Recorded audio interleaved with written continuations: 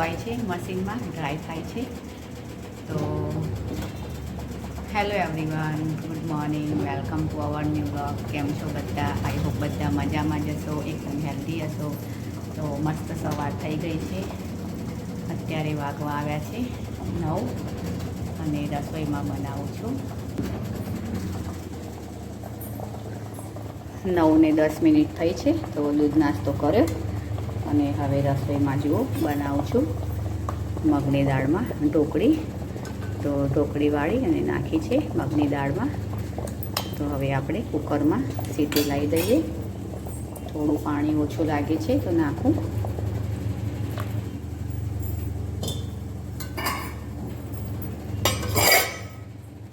Cooker બંધ કરી દઈએ એટલે સીટી આવી જાય. અહીંયા મેં વઘારી છે મેથીની ભાજી. તો થોડા બનાવવા છે મેથીના થેપલા અને અહીંયા બનાવું છું સાદા થેપલા. તો ઢોકળી સાથે ખાવા. તો આટો બાંધી લો, મસાલો નાખીને મૂક્યો છે. તો ચલો પહેલાં સાદા થેપલા કરું અને પછી મેથીની ભાજીવાળા કરું. હા તો ગાઈસ, થેપલા થઈ ગયા છે. તો થેપલા કરી લીધા અને હવે બનાવું છું. આ થેપલા છે એ ડબ્બામાં ભરું અને પછી આમાં જ મેથીની ભાજીના થેપલા કરી લઉં. અને અહીંયા કુકર પણ હવે ઠંડુ પડશે એટલે ઢોકળી વઘાર લઈએ. હા તો ફ્રેન્ડ્સ, ઢોકળીનો વઘાર કરી લીધો છે. તો મસ્ત ચડી ગઈ છે. અહીંયા ગ્રીન ચાદર લગાવી છે એટલે કલર એવો આવે છે.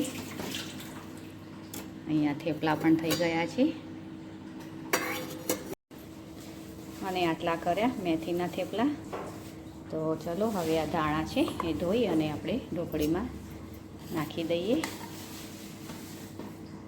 મેં નાખ્યા છે અંદર કેરીના ખાટિયા. તો મસ્ત ઢોકળી બની ગઈ છે. હવે થોડી ઉકળે પછી બંધ કરી દઉં.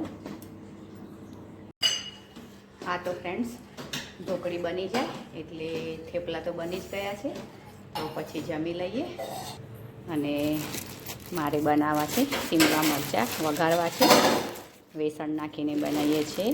તો શિમલા મરચાંનું થોડું શાક બનાવી લઉં. તો આજે વૃષ્ટિને જવાનું છે એટલે એના માટે થેપલા અને શાક બનાવી દઉં. તો ચલો હવે જમી અને પછી આગળ કરીએ કન્ટિન્યુ. હા તો ફ્રેન્ડ્સ, અત્યારે સાંજે જમવામાં બનાવું છું ભાખરીને શાક. સવારે તો ઢોકળી બનાવી હતી મગની દાળમાં અને થેપલા કર્યા હતા. તો થેપલા અને મરચાં, શિમલા મરચાં વઘાર્યા હતા વેસણ નાખીને. તો એ પૃષ્ટિ માટે કર્યા હતા તો એને આપ્યા અને થોડા થેપલા લઈ ગઈએ. તો હવે હું બનાવું છું અત્યારે ભાખરીને શાક.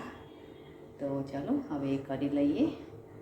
હા તો ગાઈસ, ભાખરી કરી લીધી છે અને હવે શાક શું બનાવું એમ વિચારું છું. તો મેં અહીંયા કાઢીને રાખી છે વડીઓ. તો મેં કીધું વડીઓનું શાક કરું.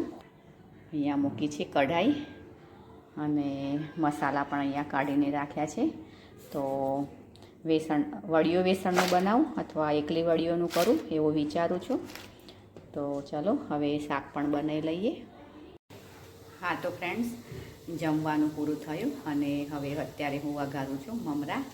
તો અહીંયા મમરા કાઢીને રાખ્યા છે. એક પેકેટ મમરાનું લાવવું પડશે માર્ટમાંથી. આટલા મમરા પડ્યા છે તો એમાંથી થોડા વઘારી લઉં. તો સિંગદાણા શેકી લઉં પહેલાં.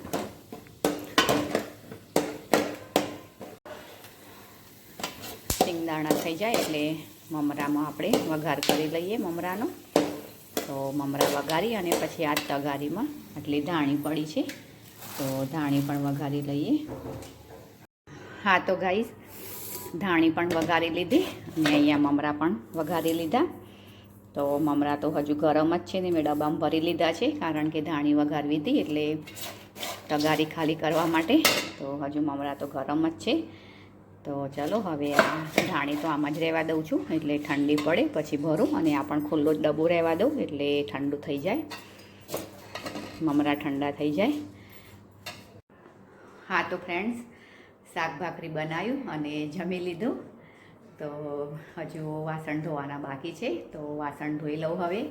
તો ચલો ફ્રેન્ડ્સ, આજનો વિડીયો આપણે અહીંયા જ એન્ડ કરીશું અને કાલે મળીશું કંઈ નવા કન્ટેન્ટ સાથે. લાઈક, શેર અને સબસ્ક્રાઈબ કરજો. Okay friends, by.